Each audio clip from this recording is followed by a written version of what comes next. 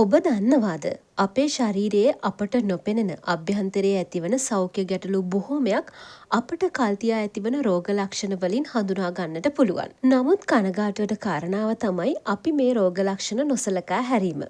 මෙම රෝග ලක්ෂණ පිළිබඳව අවධානයෙන් සහ අවබෝධයෙන් පසුවීම තුළින් ඊට අදාළ රෝග මුල් අවස්ථාවේදීම කල්තියා හඳුනගෙන අවශ්‍ය ප්‍රතිකාර ලබා ගැනීම ආරම්භ කිරීම මගින් රෝගය උත්සන්න වීම වළක්වා ගන්න පුළුවන්.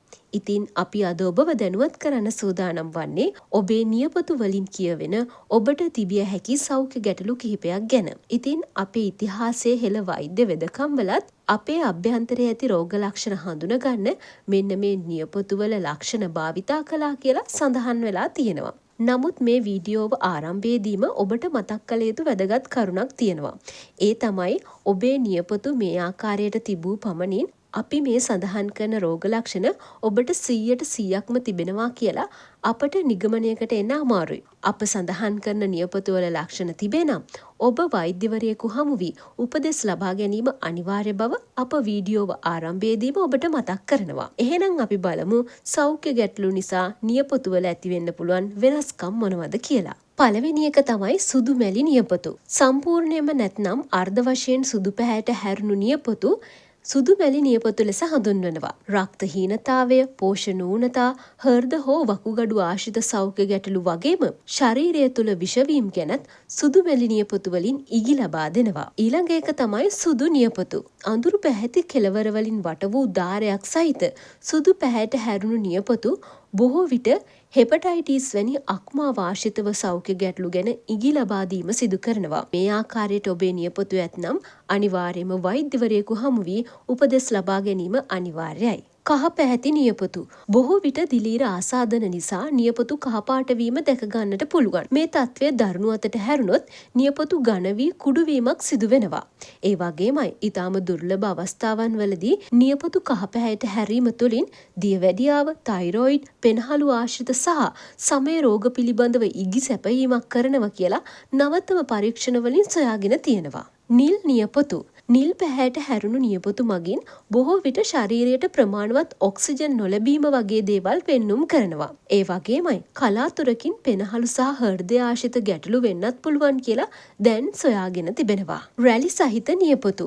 නියපොතු මතුපිට රැලි හෝ වලවල් වැනි ස්වභාවයක් දකින්න ලැබීම නම් ආතරයිටිස් රෝගය නිසා සිදුවෙන්න පුළුවන්. නියපොතු දුර්වර්ණ වීම සාමාන්‍ය දෙයක් වුණත් මේ තත්ත්වයේදී නියපොතු යට සම රතු පැහැයක් ගැනීම දක්නට ලැබෙනවා. ඉරිතලා හෝ කැඩී ගිය නියපොතු. නිතරම ඉරිතලා ගිය ස්වභාවයකින් යුතු කැඩී යන නියපොතු ඔබට තිබෙනවා නම් එය තයිරොයිඩ් ග්‍රන්ථි ආශ්‍රිත රෝගයක් ගැන ඉඟි සපයනවා. දිලීර ආසාදන නිසා කහ පැහැයට හැරුණු නියපොතු වලත් මේ ඉරිතලා ගිය කැඩුණු ස්වරූපයක් තියෙන්නට පුළුවන්. පිම්බුණු සහ ඉදිමුණු ස්වභාවයකින් යුත් නියපොතු.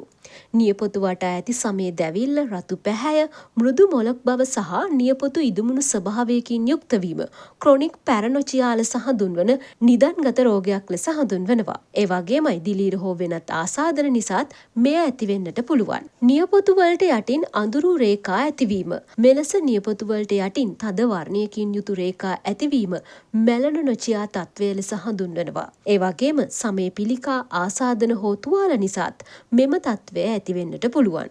ගෙවී ගිය නියපොතු. ගෙවී ගිය නියපොතු ඔබේ නියපොතු සපා කෑමේ පුරුද්දක් නිසා ඇතිවන තත්වයක්. නමුත් මේක පිටුපස කාන්සාව වැනි මානසික ගැටලු තියෙනවා කියලා දැන් නවතම පරීක්ෂණ වලින් සොයාගෙන තියෙනවා. ඒ නිසා ඒ පිළිබඳවත් සැලකිලිමත් වීම ඔබ අනිවාර්යයි. නියපොතු වල ඇතිවන මේ සලකුණු යම් රෝගයක් ගැන ඔබට ලබා දෙන එකම සහ පළමු රෝග ලක්ෂණය නොවන බව ඔබ හොඳින් මතක තබා ගත යුතුයි. ඒ වගේමයි අපි කලින් සඳහන් කළා වගේම මේ ලක්ෂණ සෑම විටම අපි සඳහන් කළ රෝග නිසා ඇති නොවෙන්නට පුළුවන්. ඒ නිසා අනවශ්‍ය ලෙස කලබල නොවි ඔබට මෙම ලක්ෂණ තිබේ නම් වෛද්‍යවරයෙක් ළඟට ගොස් උපදෙස් ලබා ගන්න කියලා අපි ඔබට මතක් කරනවා. එහෙනම් මේ වගේ තවත් වීඩියෝ ඔබට අපි ඉදිරියට අරගෙන එන්නම්.